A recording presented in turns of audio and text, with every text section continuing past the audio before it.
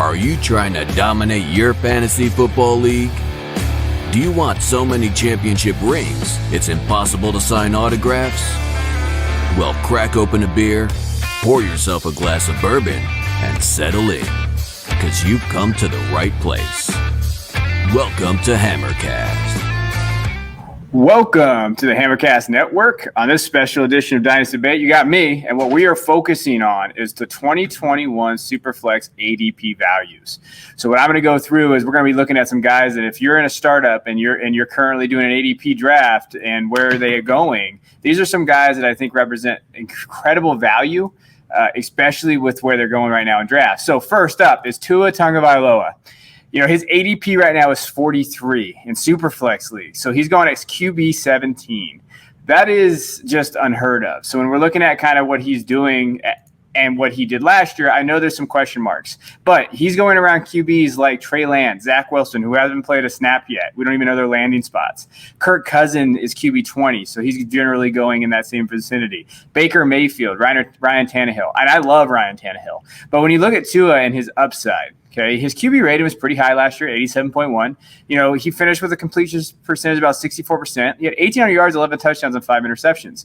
He did finish his QB 32, but again, he didn't have. We know that he was limited. He had a hip injury. He didn't look all that great, but still, when you looked at what he can be next year, especially when they put weapons around him, imagine Jamar Chase on that team. Imagine maybe Jalen Waddle. Imagine what they're going to be able to do around him. They already just got Will Fuller. They might bring in another running back, but Gaskin was pretty serviceable. I think that he's a heck of a steal, especially Superflex leagues. You're telling me right now that you can get a QB2 as a QB 17, okay, with high, maybe some upside QB1. I'm taking that all day. He is one of the best values right now currently in Superflex leagues, especially with where he was going last year. He has a draft capital. He has kind of that ability. I know you're taking a little bit of a risk, but I'd rather take a risk on him than someone like Daniel Jones, okay, who's going as QB 23. Give me that up, I'll take that, mid-third, late fourth, or early fourth in that category for Tua as my QB2. I'm completely okay with that. Now, if you drive him as a QB1, no, but I think he represents a value, especially in Superflex leagues. Our next guy is Austin Eckler. Okay, and running backs. He is currently going at 49.5. That's his ADP. He's running back 17 off the board. So to put those things in perspective right now, CEH, Miles Sanders, Najee Harris, who hasn't played a snap yet, Josh Jacobs, Zeke, Antonio Gibson, all those guys are going ahead of Eckler. And I don't understand a couple of those guys, especially like Josh Jacobs, even CEH. Eckler, when healthy, can be a top 5 running back in this league, especially in PPR formats. Just look at 2020 as his 10 games, okay? He had 116 carries, 530 yards, and a touchdown. He has 54 receptions, 403 yards, and 2 touchdowns. And he got 65 targets. He even finished as running back 28, even though he only played in 10 games. I really feel like he could be a massive steal for you guys at where he's going. He could be essentially your running back 2 or 3, depending on where you kind of draft. And you could basically get him at the maybe end of the 4th, 5th in that round as your running back 2 or 3 that could put up running back 1 numbers. Eckler is a league winner. Now, health is whatever, but I still think with the system, what he has around him, playing with Herbert, I would grab Austin Eckler right now if I could. Our next guy is another guy that in the fantasy community and just in fantasy in general has been kind of a hot topic, but that's Joe Mixon. He's going basically right after Austin Eckler, 4 more picks later, 53.5, running back 18. But I think with Mixon now, what we have seen is he has consistently been overdrafted. The last few years, he's been running back 1s for some teams. Now he's not like that. Now, I think his ADP is going to jump a little bit, but that's why you get him now. His value is basically what it should be. Okay, running back 18. He's a low-end running back 2, high-end running back 3 in terms of his value in ADP, but he could put up running back 1 numbers. In 2020, he only played 6 games. He had 428 yards, 3 touchdowns, 21 receptions, 138 yards, and touchdown. I think he will see more targets. So, yeah, he didn't have a great year last year. We know that. If they do now here's the thing. You got to grab him now because I think they're going to – I would be hard-pressed to see the Bengals not taking an offensive lineman in the first round. So if they take an offensive lineman, that's going to help out Mixon. He's playing behind one of the worst offensive line his whole career. He got his contract. He looks to be around a star-studded offense with Burrow coming back from his injury, Tyler Boyd, all those guys. He will see more targets. It looks like Giovanni Bernard is moving on. So now you're going to see more targets. Travion Williams is there, and I like Travion, but he's not someone that I'm saying, hey, that could be a bell cow taking away carries from Mixon. Go grab Mixon now. He's finally at a perfect value. Running back 18 could be a running back 1. I think that he is one of the biggest steals in ADP and in drafts that I've seen. Now, as far as wide receivers go, so when we're looking at the wide receiver position, this position is stacked, guys. So when we're looking at positions, let's look at Calvin Ridley. Calvin Ridley right now has a current ADP of 39, wide receiver 9. And put that in perspective. He's going around DeAndre Hopkins. And remember, we're looking at Dynasty. So we're looking at, hey, who are these Superflex ADP values that we can find? And so you're looking here, DeAndre Hopkins, CeeDee Lamb. And as much as I am a CeeDee Lamb stan, I'm taking Calvin Ridley. Okay, and he's getting drafted a full almost half of a round higher. So CeeDee Lamb's getting drafted a half a round higher. Stephon Diggs, who had a great year last year. Yes, I understand all of these things that we're talking about. A.J. Brown, DK Metcalf. I actually would maybe prefer Calvin Ridley for the next 3 years than DK Metcalf. I think that Ridley's going to blow out. We've seen him, what he's been able to do without Julio. Julio's on his downtrend. He's the wide receiver 1 in Atlanta. Last year, he had 90 receptions, 1,300 yards, 9 touchdowns, and got 143 targets. That's only going to be consistently. The targets are going to be there.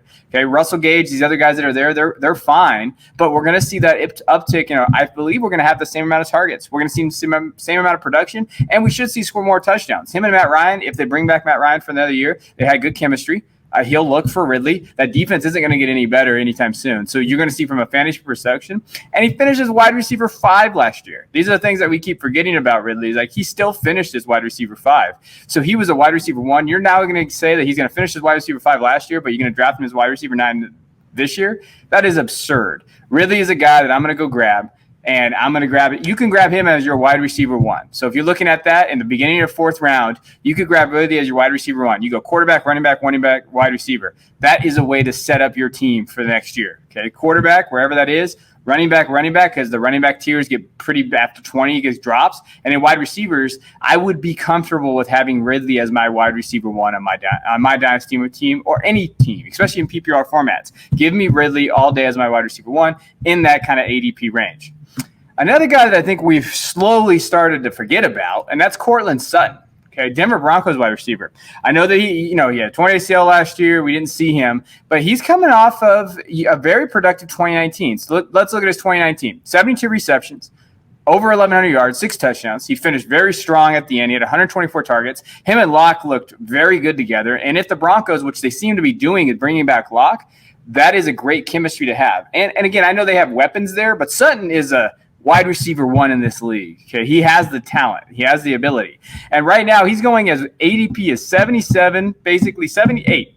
And he's wide receiver 23. I don't know what else to tell you about his value here. Okay, he's going around Chase Claypool, Deontay Johnson, who I like Deontay. I'd probably take Deontay, but I'm not taking Claypool ahead of Sutton. I probably wouldn't take Brandon Ayuk ahead of him. These are some guys, Amari Cooper. Like, I'm going to wait a full round to grab Sutton than reaching and grabbing Cooper. So when you look at what he did, he finished as wide receiver 18. And that was with a pretty bad year. They finished with Locke. I don't know if you remember the Joe Flacco years. And they finally finished with Locke, and then they had this. We could easily consistently see him get his wide receiver 2 numbers. I expect him to be in that top 24. You're getting him as a wide receiver 23. That's a very, very valuable spot for him, and he could maybe push into that hot wide receiver 1 numbers. Remember, we're all talking about speculative here. Where can they push each other? But Sutton could be that guy. Okay, when he's at that ADP, that's a heck of a value. I'm going to take a shot on Sutton because if he comes back, he's like we know, he's only 25, he's 6'3", he's massive target, and he has good chemistry with Drew Lock if they bring him back, and he can easily step into that wide receiver run role in Denver. I love Jerry Jeudy again, but I think Sutton could be that guy. I know they have Fant. I understand that. I know they have Tim Patrick, but Sutton's the guy. He's the wide receiver 1 on that team. He's going to get the majority of targets. If those targets go up to 140, 145, that's massive. The running game's not the greatest, so look for him to basically facilitate that, to benefit from it. Give me Sutton at that ADP. I love it. Okay? And the last guy is a tight end, and that is my guy Blake Jarwin from Dallas Cowboys. Now, this is just totally on value. Okay, as we know, the tight end position is a cluster. We don't know necessarily where, after the top three guys, Kittle, Waller, and Kels, where they're going to see it. But I think I'm willing to take a shot on my guy Jarwin. Okay, he got hurt last year. We know that. Okay, he's coming back from an injury. 2019, he had 31 receptions, 365 yards, 3 touchdowns. 41 targets. He finished his tight end 26, which is nothing to really be like, oh my gosh, he finished at that. But remember, he was still dealing with Jason Witten's old carcass out there. And now he was coming into last year. I thought he was a very solid top 12 tight end option. Fortunately, he got hurt. But the Cowboys doesn't look like they're going to address that position. I would be very, very surprised if they draft the tight end in this coming draft. They have a lot of needs on defense, trust me, as a Cowboys fan. And I think that Jarwin's going to come back there. Now, he's going to be fighting for targets, Gallup, CD, Cooper. But we have seen consistently them going to their tight ends. And Dak loves their tight ends. We saw that last year. Okay, before he got hurt, he was still targeting Dalton Schultz for all those people. So when we saw what Dalton did, imagine Jarwin, but plus the talent. And as tight end 26, I don't know, that's just perfect value. I mean, he's literally going around Harrison Bryant, Austin Hooper, Tyler Higbee, Gronkowski, Eric Ebron, Donna Parham, all those guys.